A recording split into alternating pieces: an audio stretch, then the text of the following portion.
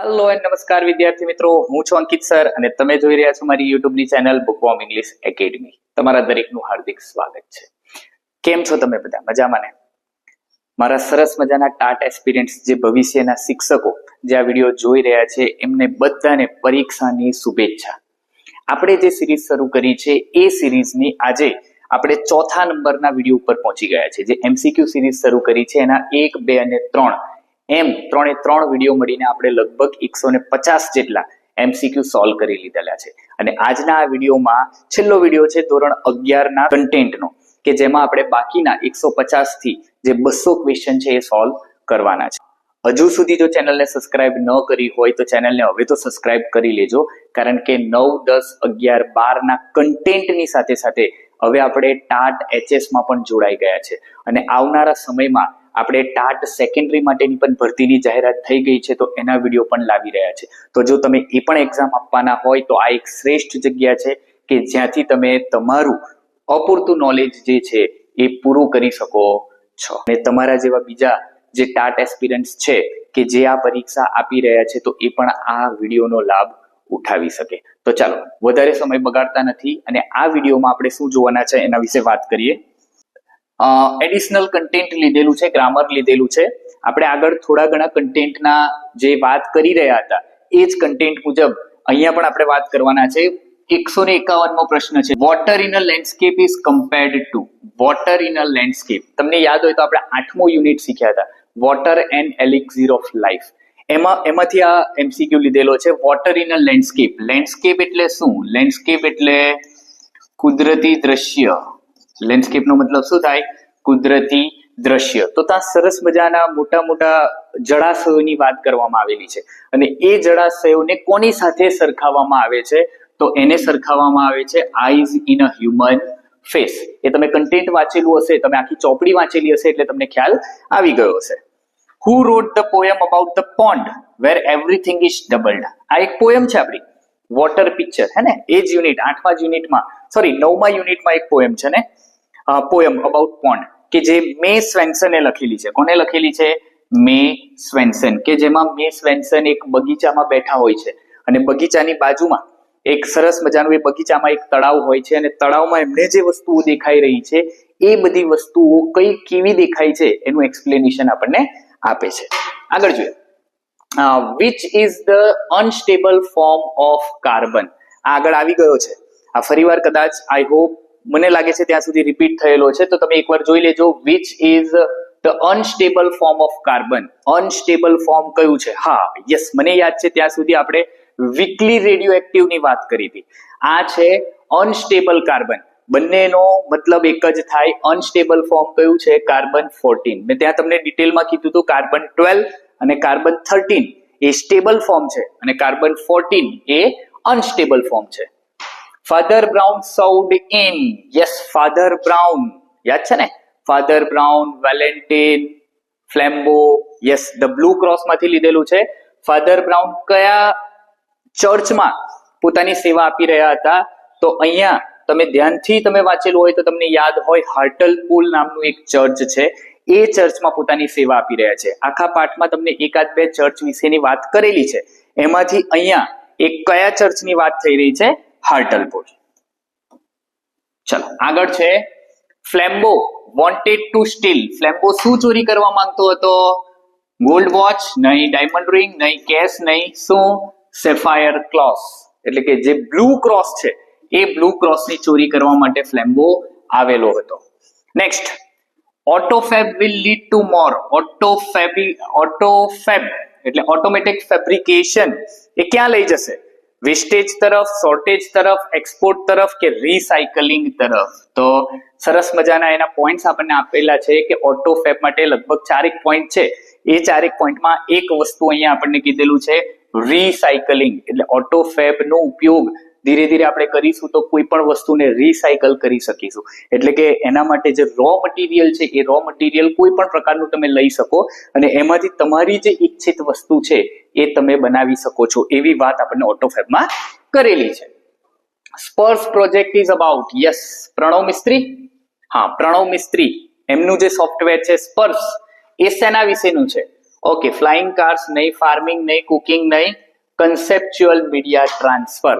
એક જગ્યાએથી બીજી જગ્યા ઉપર મીડિયાને કન્સેપ્ચ્યુઅલી એટલે આંગળીના ટેરવા ઉપર તમે સેવ કરી શકો છો. Next, which sense is displaced by sight for long distance purpose? આ સરસ પેલો સ્મેલ વાળો પાર્ટ છે ને, how does it smell, એમાંથી લીધેલું છે. which sense is displaced by sight for long distance purpose? obvious છે, એનો જવાબ છે સ્મેલ.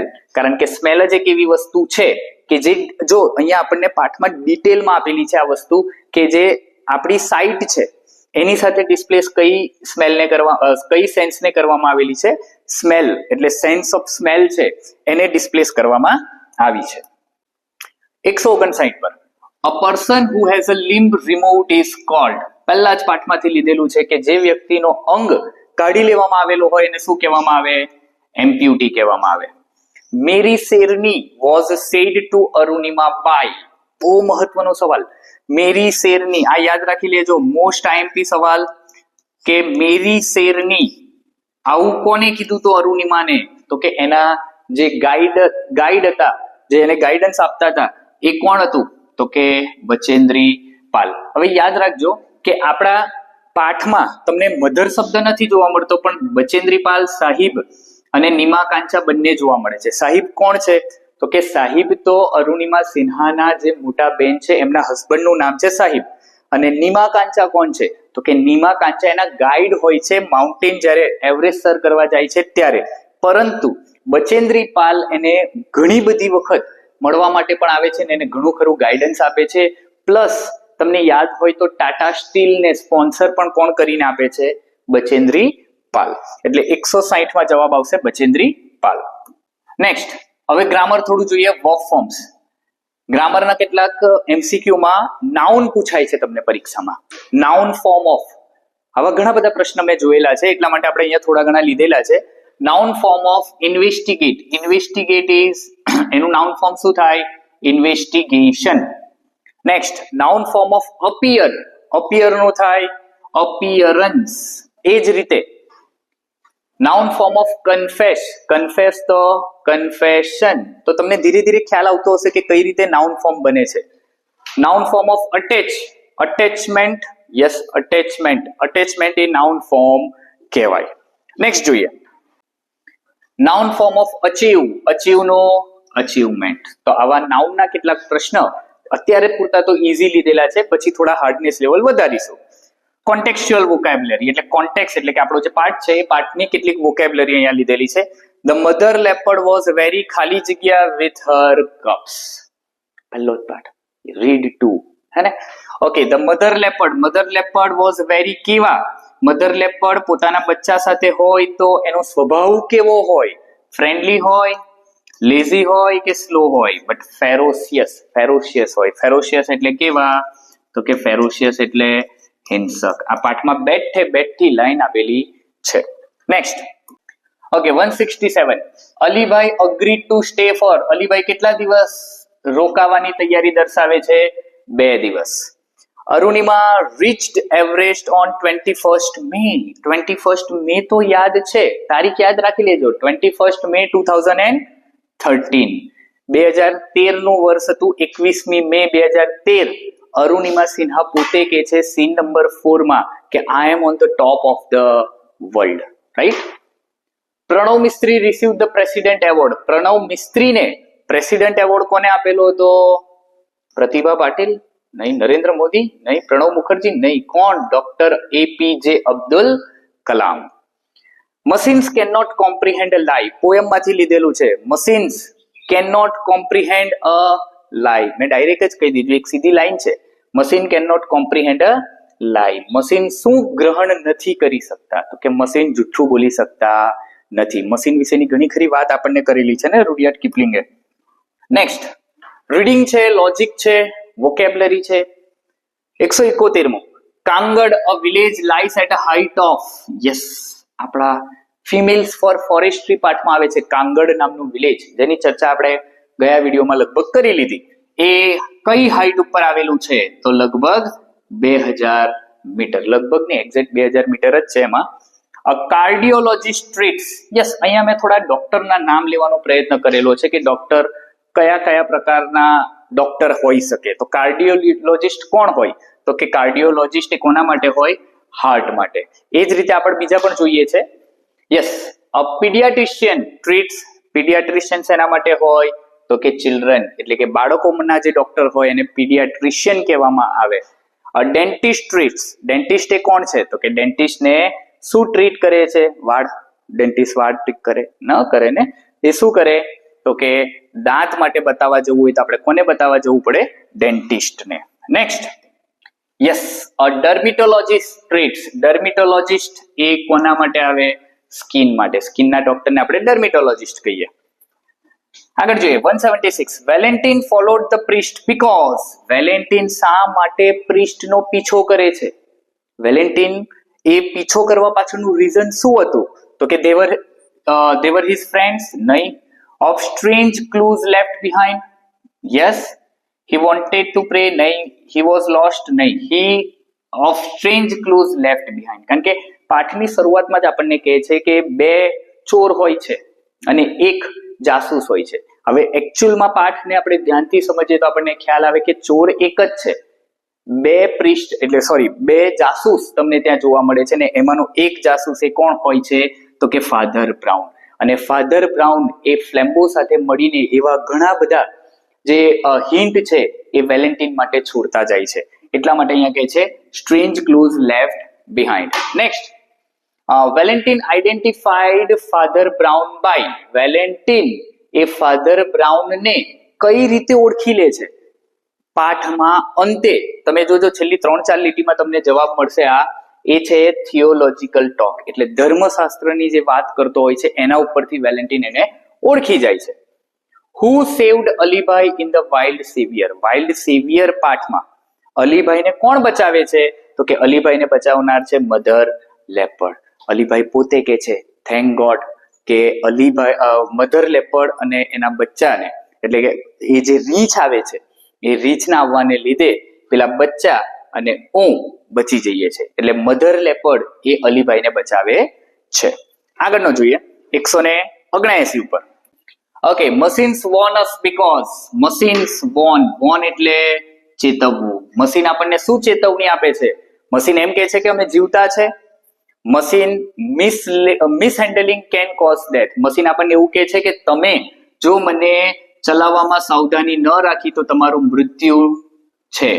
દે નીડ ઓઇલ કે દે વોન્ટ રેસ્ટ. મશીન આમાંથી કઈ નથી કહેતું. મશીન કહે છે મિસલીડિંગ કેન કોઝ ડેથ. એટલે કે જો મશીન પાઠમાં પોએમમાં આપણને કહે છે કે મશીનને જો આપણે ચલાવવામાં ભૂલ કરીએ તો લગભગ તમારું મૃત્યુ નક્કી છે. Next, the law of machines is that they cannot love, they cannot work, they cannot think, they cannot pity or forgive. Yes, પણ એકચ્યુઅલી જોવા જઈએ ને તો એ આન્સર પણ સાચો જ છે. કારણ કે પોએમમાં જોઈએ ને તો પોએમમાં આપણને કહે છે કે મશીન પ્રેમ કરી શકતા નથી, મશીન દયા ખાતા નથી, મશીન માફ કરતા નથી. મશીન વર્ક કરે છે, મશીન થિંક તો કરે જ નહીં, કારણ કે એ તો સજીવ છે નહીં. એટલા માટે મશીન પોએમ મુજબ આપણે જોવા જઈએ તો લવ પણ આવે અને પીટી ઓર ફોરગીવ પણ આવી શકે. આયુર્વેદ ફોકસ્ડ ઓન 181મો એમસીક્યુ આપણને કહે છે આયુર્વેદ શેના ઉપર ફોકસ કરે છે? તો આયુર્વેદનો ધ્યેય જ એક છે હેલ્ધી લાઇફસ્ટાઇલ જીવવાનો અને રોગનું નિવારણ લાવવાનો, એટલે કે પ્રિવેન્શન, એ રોગને થતો અટકાવવાનો. યોગ is an important aspect of. યોગ એ શેનું મહત્વનું પાસું છે? તો કે મનુષ્યના જીવન માટેનું જ મહત્વનું પાસું છે. બીજું બધું તો આપણા લાયક છે નહીં. નેક્સ્ટ જોઈએ આગળ ક્વિકલી. 183 ઉપર કહે છે six sense technology frees information from its confines. આ બેઠી લાઈન છે તમારી ચોપડીમાં કે સિક્સ સેન્સ ટેકનોલોજી જે છે એ સિક્સ સેન્સ શું કરે છે? તો કે જે ઇન્ફોર્મેશન છે એને દૂર કરવાનું કામ કરે છે. એટલે આખી દુનિયાને એક જ જગ્યા ઉપર લાવવાનું કામ કરે છે. TRP stands for. બોલો ટીઆરપી ક્યાંથી લીધેલું છે? ટીઆરપી પહેલો જ પાઠ અરુણિમા સિન્હાનો, એનો એક પાઠમાં વાત કરે છે ને કે એનો એક પગ જ્યારે એ કાઢીને તડકામાં સુકવવા માટે મૂકે છે ત્યારે જે વિદેશી જે માઉન્ટેનિયર્સ છે, ફોરેનર્સ, એને જુએ છે અને તે વખતે આ શબ્દ વપરાયેલો છે ટીઆરપી. ટીઆરપી નો મતલબ થાય ટેલિવિઝન રેટિંગ પોઈન્ટ. શું થાય? Television rating point. જો આગળ નેક્સ્ટ 185 ઉપર છે કાર્બન 14 ડિક્રીઝિસ અકોર્ડિંગ ટુ. આપણે એ તો જોઈ લીધું કે કાર્બન 14 એ અનસ્ટેબલ ફોર્મ છે, પણ એ શા માટે ઘટે છે? તો એનું એક રીઝન છે રેડિયો એક્ટિવ ડીકે. કોઈ પણ વસ્તુ હોય તો ધીરે ધીરે સડી જતી હોય ને, તો એ સડવાને કહેવાય ડીકે. એટલે નોર્મલી તમે મેં પેલું તમને શીખવાડેલું છે એમાં તમે જોજો કન્ટેન્ટમાં, જ્યારે પાઠનો વિડીયો તમે જોશો તો મેં સરસ મજાનું ઉદાહરણ તમને ત્યાં આપેલું છે કૂતરાનું, એટલે તમને ખ્યાલ આવી જશે આ શું છે રેડિયો એક્ટિવ ડીકે. નેક્સ્ટ જોઈએ 185 સુધી પહોંચી ગયા. લાસ્ટ 15 ક્વેશ્ચન્સ હવે બાકી છે. Okay, final vocabulary, language function સાથે ફાઇનલ વોકેબ્યુલરી આપણે લીધેલી છે. If you work hard you will succeed. આ શું બતાવે છે? યાદ રાખજો, વાક્યમાં ઇફ આવે એટલે ઓબ્વિયસ છે શું બતાવે? કન્ડિશન. કન્ડિશન નો મતલબ શું થાય? શરત. કન્ડિશન એટલે શરત. એબિલિટી મેં તમને આગળ પણ કીધું હતું, કેન એબિલિટી બતાવે, રિક્વેસ્ટ એ મે બતાવે, અને પર્પસ બતાવવા માટેના શબ્દ આપણે ગયા વિડીયોમાં જોઈ લીધા. તો અહીંયા બતાવે છે if you work hard you will succeed. If you work hard, જો તમે મહેનત કરશો તો તમને સફળતા મળશે. આ શું દર્શાવે છે? તો કે શરત દર્શાવે છે. You had better take rest. Had better વિશે પણ આપણે વાત કરી લીધી. હેડ બેટર એ શું બતાવે? સજેશન બતાવે. સજેશન. ઓબ્લિગેશન શેના માટે વપરાય? શુડ. શુડ માટે ઓબ્લિગેશન વપરાય. Next, I would rather walk than go by car. આ શું બતાવે છે? તો આઈ વુડ રાધર વોક અને વુડ રાધર પ્લસ ગયા વિડીયોમાં આપણે જોયું ને વુડ રાધર વાળું, તો એ બતાવે છે પ્રેફરન્સ. અને પ્રેફરન્સ અહીંયા ન હોય તો તમે બીજો શબ્દ પણ યુઝ કરી શકો છો, ચોઇસ. શું બતાવે છે? ચોઇસ. એ પણ ચાલે. Yes, crouched means. Okay, crouched vocabulary લીધેલી છે. ક્રાઉચ્ડ પહેલા જ પાઠમાં છે, યુનિટ 1 ના રીડ 2 માં.